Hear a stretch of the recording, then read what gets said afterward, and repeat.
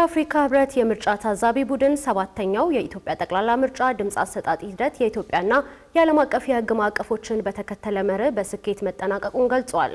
ህብረቱና ኢጋድ ዛሬ በጋራ ሰባተኛውን የኢትዮጵያ ጠቅላላ ምርጫን ትዝብት አስመልክቶ የመጀመሪያ ደረጃ ግኝት የጋራ መግለጫ ሲሰጡ በትግራይ ክልልና በአማራ ክልል አንዳንድ አካባቢዎች በጸጥታ ችግር ምክንያት ምርጫ ማድረግ አለመቻሉ የዜጎችን የመምረጥ መብትን እየተጋፋ ነው ሲሉም አስታውቀዋል። ለቀጣይ ማሻሻያ የሚረዱ ምክረ ሀሳቦችን ያቀረቡት ቡድኖቹ ብሔራዊ ምርጫ ቦርድ በምርጫ ጣቢያዎች ያለውን መጨናነቅ እንዲቀንስ፣ ለአካል ጉዳተኞችና ለአረጋውያን ምቹ ሁኔታዎች እንዲፈጠርና የሚስጥር ድምጽ አሰጣጥ እንዲጠናከር መክረዋል። ምስሌ ሀሺም ዝርዝር አላት። የአፍሪካ ህብረትና የምስራቅ አፍሪካ የልማት በይነ መንግስታት ባለስልጣን ኢጋድ ሰባተኛውን የኢትዮጵያ ጠቅላላ ምርጫን በተለያዩ የሀገሪቱ ክፍሎች ታዛቢዎችን በማሰማራት ያደረጉትን ትዝብት አስመልክቶ የኬንያ የቀድሞው ፕሬዝዳንትና የአፍሪካ ህብረት የምርጫ ታዛቢ ቡድን መሪ ኡሁሩ ኬንያታና የኡጋንዳ የቀድሞው ምክትል ፕሬዝዳንትና የኢጋድ የምርጫ ታዛቢ ቡድን መሪ ስፔሲዮዛ ዋንዲራ ካዝቢዌ በጋራ መግለጫ ሰጥተዋል። የኬንያ የቀድሞው ፕሬዝዳንትና የአፍሪካ ህብረት የምርጫ ታዛቢ ቡድን መሪ ኡሁሩ ኬንያታ ሰባተኛው የኢትዮጵያ ጠቅላላ ምርጫ ድምጽ አሰጣጥ ሂደት የኢትዮጵያን እና የዓለም አቀፍ የህግ ማዕቀፎችን በተከተለ መርህ በስኬት መጠናቀቁን የገለጹ ሲሆን ቴክኖሎጂን ጨምሮ በምርጫ ቅድመ ዝግጅትና ድምጽ አሰጣጥ ሂደት የተከናወኑ ተግባራት የድምጽ አሰጣጥ ሂደቱን የተሻለ እንዲሆን አድርጎታል ብለዋል። በመላው ኢትዮጵያ የምርጫ አስፈጻሚዎችና የጸጥታ አካላት የተጣለባቸውን ኃላፊነት በጥሩ ሁኔታ ሲወጡ የመገናኛ ብዙሃንም በተመሳሳይ በከፍተኛ ኃላፊነት ስሜት ስራቸውን ሲያከናውኑ ተመልክተናል ያሉት ኡሁሩ ኬንያታ በአጠቃላይ የኢትዮጵያ ህዝብ በምርጫው ያሳየው ተሳትፎ ለዲሞክራሲ መጠናከር ያለውን ቁርጠኝነት ያሳየ ነው ብለዋል። The electoral environment on election day was generally calm, with voting proceeding in an orderly manner and voters being processed steadily across most polling stations observed. በአጠቃላይ በምርጫው ቀን የነበረው የምርጫ ድባብ ሰላማዊ የነበረ ሲሆን የድምጽ አሰጣጥ ሂደቱም በስርዓት የተከናወነና በተስተዋሉ አብዛኛዎቹ የምርጫ ጣቢያዎች መራጮች በተከታታይና በተረጋጋ ሁኔታ አገልግሎት እያገኙ ነበር። ይህም መራጮች ያለምንም እንቅፋት ድምጻቸውን እንዲሰጡ እድል ፈጥሯል። የምርጫ አስፈጻሚዎችና የጸጥታ አካላት ሙያዊ ብቃትና ዝግጁነትን አሳይተዋል። ይህም የኢትዮጵያ ብሔራዊ ምርጫ ቦርድ በምርጫ ቀን ሂደቶች አስተዳደር ላይ ገለልተኝነትን ለማረጋገጥ ያለውን ቁርጠኝነት የሚያንጸባርቅ ነው። ከሁሉም በላይ አስደናቂው ነገር ዜጎች ድምጽ ለመስጠት ከፍተኛ ቁርጠኝነት ማሳየታቸው ነው። ይህም ቀኑን ሙሉ በዘለቀው የምርጫ ሂደት ዜጎች በትዕግስት በመጠባበቅ ተሰልፈው መምረጥ መቻላቸው በዲሞክራሲያዊ ተሳትፎ ላይ ያላቸውን ቁርጠኝነት ያሳያል።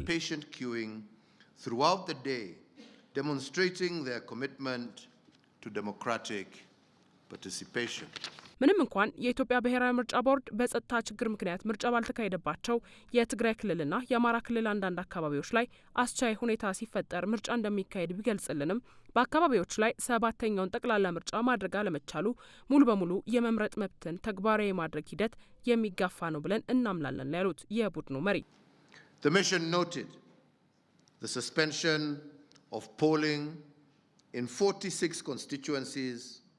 ልኡኩ በ46 የምርጫ ክልሎች ባደረገው ቅኝት በተለይም በትግራይና በአማራ አንዳንድ የምርጫ ክልሎች የድምጽ አሰጣጥ መቋረጡን አስተውሏል። ይህም በምርጫ ሂደቱ አካታችነት ላይ ተጽዕኖ ሊያሳድርና አሁን ባለው የጸጥታ ሁኔታ ምክንያት ሙሉ በሙሉ የመምረጥ መብትን ተግባራዊ ለማድረግ እንቅፋት ሊሆን ይችላል።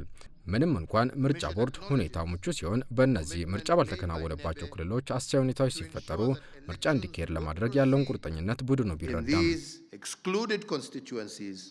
once the environment became conducive.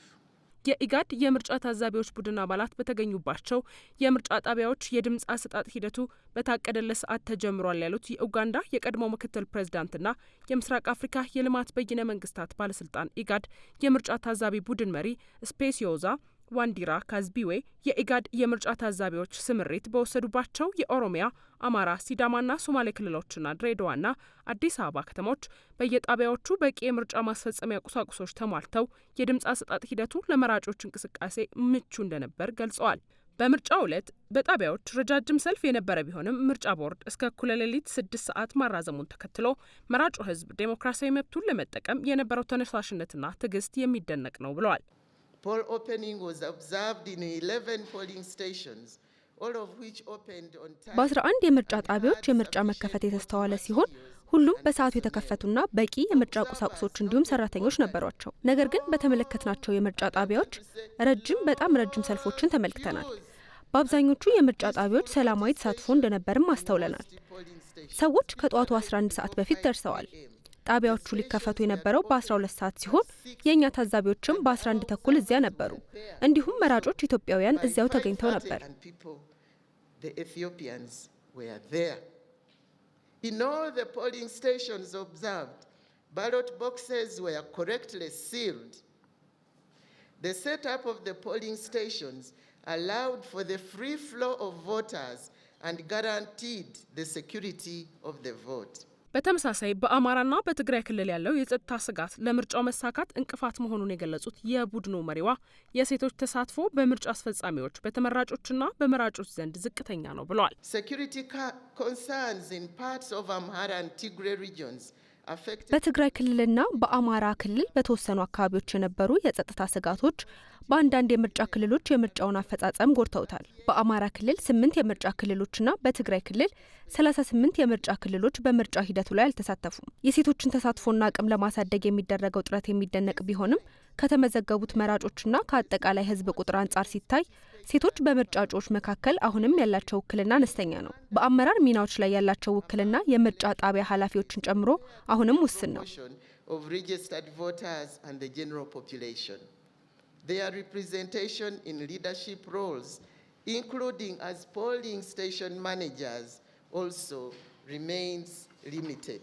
መንግስት ግጭት ባሉባቸው አካባቢዎች የጸጥታ ሁኔታን እንዲያሻሽል እንዲሁም የሴቶችና የተፈናቃዮችን ተሳትፎ እንዲያሳድግ በመጠየቅ ለቀጣዩ ማሻሻያ የሚረዱ ምክረ ሀሳቦችን ያቀረቡት ሁለቱ ቡድኖች ብሔራዊ ምርጫ ቦርድ በአንድ የምርጫ ጣቢያ የሚመርጡ መራጮች ቁጥር ከ1500 ያነሰ በማድረግ በጣቢያዎች ያለውን መጨናነቅ እንዲቀንስ፣ ለአካል ጉዳተኞችና ለአረጋውያን ምቹ ሁኔታዎችን እንዲፈጥርና የምስጢር ድምፅ አሰጣጥን እንዲያጠናክር መክረዋል።